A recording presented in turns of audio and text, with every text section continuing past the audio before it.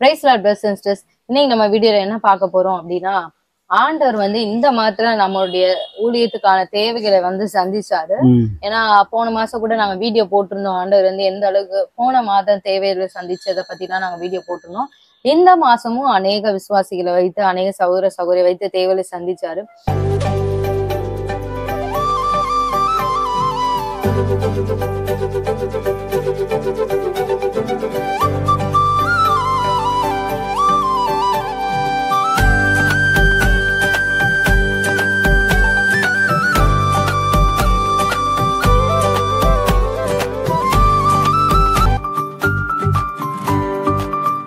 அவர் சில நேரம் நீங்க கூட நினைக்கலாம், ஏன் வந்து இந்த ஊழியர்கள்லாம் இப்படி வந்து பணம் கேக்குறாங்க அப்படின்னு சொல்லிட்டு வந்து நினைக்கலாம். ஏன்னா விசுவாசிகளா இருந்த காலத்துல நாங்களுமே அந்த லைஃப கடந்து வந்திருக்கோம்.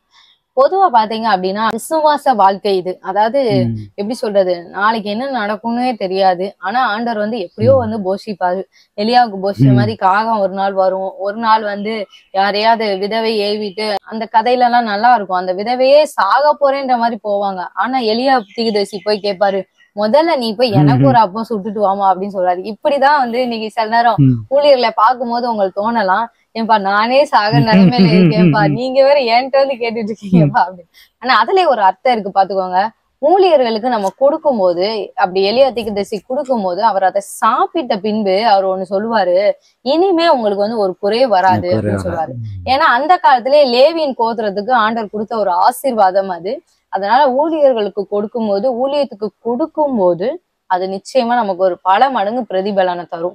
நாங்க ஊழியத்துல இருக்கனால நாங்க அதை கொடுத்துதான் ஆகணும். நாங்க சும்மா ஜஸ்ட் வாங்கிட்ட மட்டும் பண்ண முடியாது. நாங்களும் அதை கொடுத்தா மட்டும்தான் எங்களுக்கும் அது ஆசீர்வாதமா இருக்கும். நாங்களும் மற்றவங்களுக்கு என்னென்ன வேதத்தின் பிரகாரமா என்னென்ன யாருக்கு என்ன செய்யணும் அப்படிங்கிறத நாங்களும் அதை செஞ்சிட்டு இருக்கோம். ஏன்னா ஊழியக்காரங்களுக்கு வேதம் சொல்லுது, ஊழியக்காரங்களுக்கு சுதந்திரமா எதுவுமே கிடையாது. ஆனா உண்மையிலேயே எங்களுக்கு அப்படியே அந்த அந்த பொருந்தும்படியாக எந்த ஒரு சுதந்திரமே, இந்த பூமிக்குரிய சுதந்திரமே எங்களுக்கு இல்லாதபடிக்கு தான் இந்த ஊழியத்துக்கு எங்களுக்கு அழைச்சார். எல்லாத்தையுமே ஆண்டவருடைய சமூகத்துல ஒப்படைச்சிட்டு தான் நாங்கள் குடும்பமாக நாங்கள் இந்த ஊழியத்துக்கு வந்தோம். நாங்கள் இப்போ 6 பேர் ஊழியம் வந்தது எல்லாமே அவரவர் நல்ல வேலை பார்த்து செட்டில் ஆகி இருந்ததான காலகட்டத்தில் அதை அப்படியே விட்டுட்டு ஆண்டவர் கையில் ஒப்படைச்சிட்டு அப்படின்னா இந்த ஊழியத்துக்கு நாங்கள் வந்தோம். இதை நான் வந்து ஒரு பெருமையாக உங்கள்கிட்ட சொல்ல வரல. சொல்ல அதாவது ஊழியக்காரங்களுக்கு லேவியருக்கு சுதந்திரம் கிடையாது. இப்ப நம்ம நினைச்ச மாதிரி ஒரு இடத்த போய் சாப்பிட்றதுக்கோ, நினைச்ச மாதிரி உழைச்சி ட்ரெஸ் எடுக்கிறதுக்கோ சுதந்திரம் கிடையாது. ஆனாலும் அந்த தேவைகளை ஆண்டவர் சந்திக்க வைக்கிறார். நீங்க கடந்த மாதம் முழுவதுமாய் ஆண்டவர் எங்களை போஷிச்சார், எங்களுக்கு தேவைகளை சந்திச்சா, மன மகிழ்ச்சியாக கொண்டாந்தார். சபையை நடத்துவதற்கும் சபையினுடைய காரியங்கள், ஒழுங்கு காரியங்கள், கூட்டங்கள் எல்லாவற்றையும் ஆண்டவர் கூட இருந்தார். போன மாதம் இந்த ஈஸ்டர், பெரிய வெள்ளிக்கிழமை உபவாச ஜபங்கள் நிறைய இருந்தது. ஃபாஸ்டிங் டயத்தில் இருந்தோம். எல்லாமே ஆண்டவர் நல்ல அந்த தேவைகளை ஆண்டவர் செஞ்சு தந்தார். அநேகர் உதவினீங்க. போன மாதமும் உதவினீங்க. இந்த மாதமும் ஆவியானவர் நடத்தின்படியே நீங்கள் உதவி செய்யுங்க. நிச்சயமாக ஆண்டவர் ஆசீர்வதிப்பார். அது மாத்திரமல்ல, நிறைய பேர் நீங்கள் ப்ரேயர் ரெக்வஸ்ட்டுக்கு ஃபோன் பண்ணீங்க. உண்மையிலே ரொம்ப சந்தோஷம். சில தவிர்க்க முடியாத, அதாவது மேக்சிமம் அந்த 6 மணிக்கு மேலே அல்லைன்னா ஏதாவது ஒரு மீட்டிங்கில் இருக்கும்போதோ ஜெபிக்கும் போது மட்டும்தான் ஃபோனை எடுக்க மாட்டோம். ஸோ அப்போ அந்த மாதிரி சமயத்தில் நீங்கள் என்ன செய்யணும் அப்படின்னு சொன்னால், ஃபோன் எடுக்கலை அப்படின்னு சொன்னால் நீங்கள் வந்து டக்குன்னு வாட்ஸ்அப்பில் உங்கள் பேர் ஊரை போட்டு ஒரு டைப் பண்ணி உங்கள் ப்ரேயர் ரெக்வஸ்ட்டை கொடுத்துருங்க. நான் மேக்சிமம் ஃபோனை வந்து திரும்ப மிஸ்டு காலை பார்த்து உங்களுக்கு அடிச்சிருவேன். நான் அன்னைக்குள்ளே நான் அடிக்கட்டாலும் மறுநாளே உங்களுக்கு கண்டிப்பாக அதை அடிச்சிருவேன்.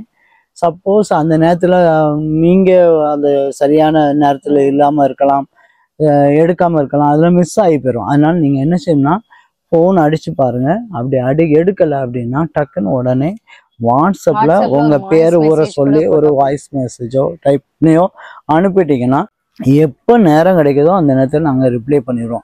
அது மாத்திரமல்ல, நிறைய பேர் வாட்ஸ்அப்பில் மெசேஜ் பண்ணுறீங்க, கமெண்ட்ஸ் பண்ணுறீங்க, மெயில் பண்ணுறீங்க.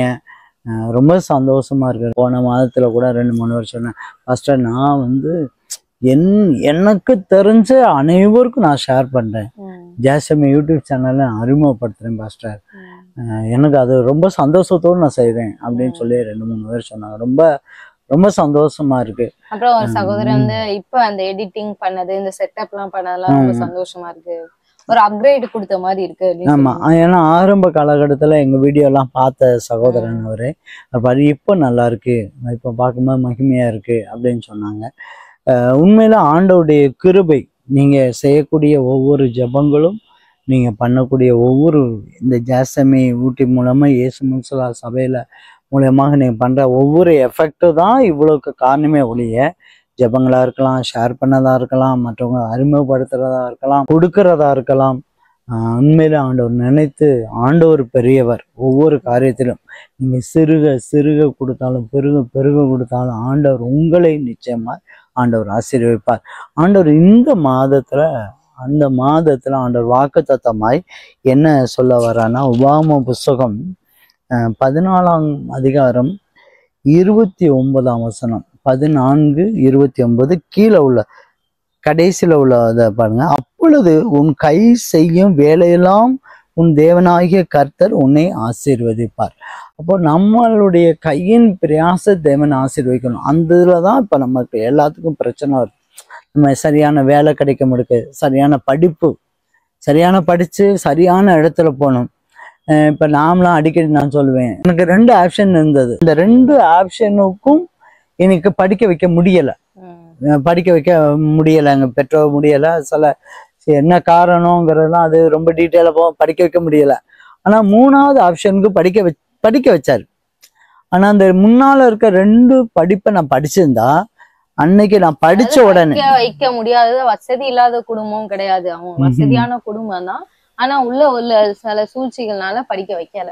அன்னைக்கு அது 2ஐயும் நான் படிச்சிருந்தா உடனே அரசாங்கத்தில் நான் வேலைக்கு வந்திருப்பேன்.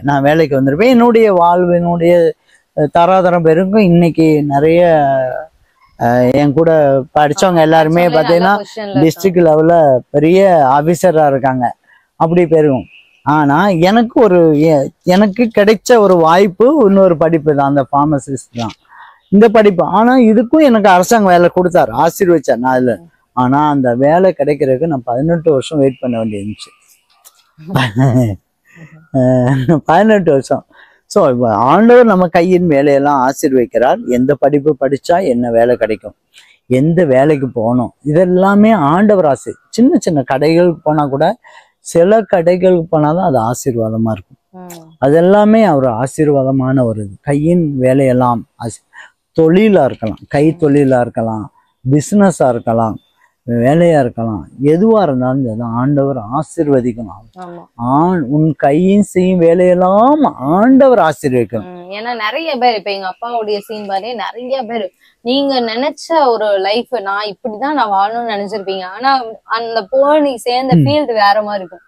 இப்ப நான்லாம் இப்ப என்னையவே கேட்டீங்கன்னா, ஒரு 10 வருஷத்துக்கு முன்னாடி நீ ஊழியத்துக்கு தான் போயிருப்பேன்னு சொல்லியிருந்தாங்கன்னா அந்த டைம்ல நான் நம்பியிருக்கவே மாட்டேன். அப்படி நான் வந்து ரொம்ப எப்பயுமே பிசினஸ்ல இறங்கணும், ஆனா யாருக்கிலே வேலை பார்க்க கூடாது, பிசினஸ்ல இது பண்ணணும் அப்படின்ற ஒரு மைண்ட் செட்டோட இருப்பேன். இவங்களுக்காக தான் கவர்மெண்ட் வேலை படிக்கணும் அப்படிலாம் நான் நினைச்சேன். இந்த மாதிரி உங்களுடைய லைஃப்லயும் நீங்க நினைச்சது ஒன்னா இருக்கும், ஆனா நடந்தது ஒன்னா இருக்கும். ஆனா எப்படியா இருந்தாலும் ஆண்டவர் வந்து உங்க கையினுடைய வேலையை நிச்சயமா ஆசீர்வதிக்க ஆண்டவரால முடியும். இந்த வசனத்தை ஆண்டவர் கை கொள்ளுவாரு. இந்த நிச்சயமா ஆண்டவர் உங்களுக்கும் இந்த மாதத்துல வருகிற மே மாசத்துல ஆண்டவர் நிச்சயமா ஆசீர்வதிப்பார். நீங்க என்ன பண்ணணும்னு அதே வசனத்துக்கு மேல என்ன சொல்லுங்கன்னா, லேவியனுக்கு உன்னோட பங்கும் சுதந்திரமும் இல்லாதபடினால.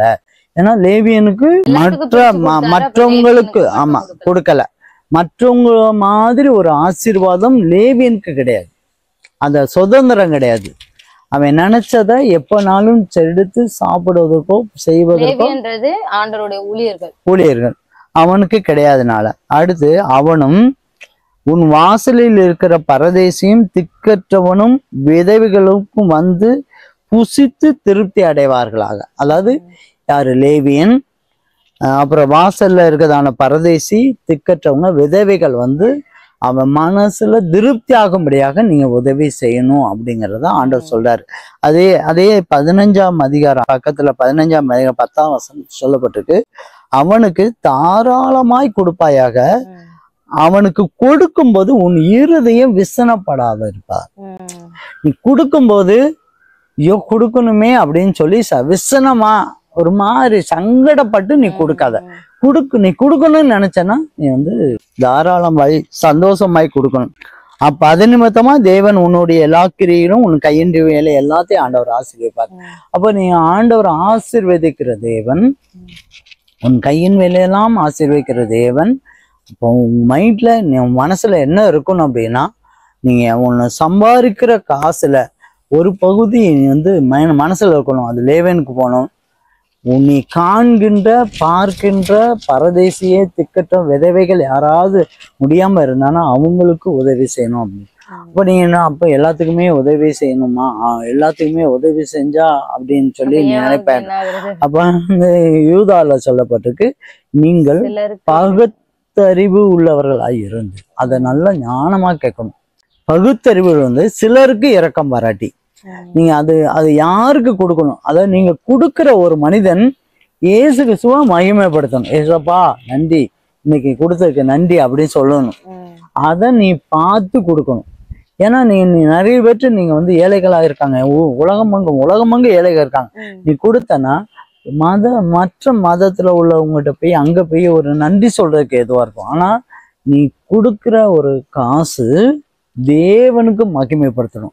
நீ ஊழியர்களுக்கு நீ கொடுக்கும்போது தேவனை மகிமைப்படுத்துவாங்க, ஆண்டவர் கொடுத்த நன்றின்னு சொல்லி. அதே மாதிரி நீ மற்றவங்க விதவைகள் திக்கற்றவங்க அந்த மாதிரி இருக்காங்கன்னு சொன்னா அவங்களுக்கு ஆண்டவர் அறிஞ்சிருக்காங்களான்னு தெரிஞ்சு நீங்க உதவி செய்யுங்க. இல்ல நம்ம ஒரு வசனம் கூட வாசிக்கலாம். கலாத்தியர் 6 இருக்கு, 9-10 இருக்கு. நன்மை செய்கிறது சோர்ந்து போகாமல் இருப்போமாக, நாம் தளர்ந்து போகாதிருந்தால் ஏற்ற காலத்தில் அறுப்போம். ஆகையால் நமக்கு கிடைக்கும் சமயத்திற்கு தக்கதாக யாவருக்கும் விசேஷமாக விசுவாச குடும்பத்தாருக்கும் நன்மை செய்ய கடவோம். இதுல வந்து அப்போஸ்தலர் பவுல் வந்து தெளிவா சொல்லியிருக்கா, விசேஷமாக விசுவாச குடும்பத்தார். அதெல்லாம் ஆண்டவருடைய நாமத்தை நன்றி சொல்லணும். ஏசப்பா எனக்கு கொடுத்தாரு நன்றி சொல்லணும். இப்ப நீங்க ஊழியருக்கு நீங்க செய்யணும். அது போக உங்களுக்கு திக்கட்டவங்க பரதேசி யாருக்கு உதவி விசேஷ குடும்பத்தாருக்கு கொடுக்கணும். அப்படி உங்களுக்கு கொடுக்க முடியல அப்படின்னு சொன்னா ஊழியக்காரங்கள்ட்ட கையில கொடுத்து நீங்க இந்த குடும்பத்தாருக்கு உதவி செய்யுங்க, நீங்க உங்களுக்கு யாருக்கும் உதவி செய்யுங்க அப்படின்னு சொல்லி கொடுக்கலாம். புரியுதா உங்களுக்கு? இப்படி நம்ம செய்யும் போது தேவன் நம்மளே ஆசீர்வதிக்கிற தேவன்.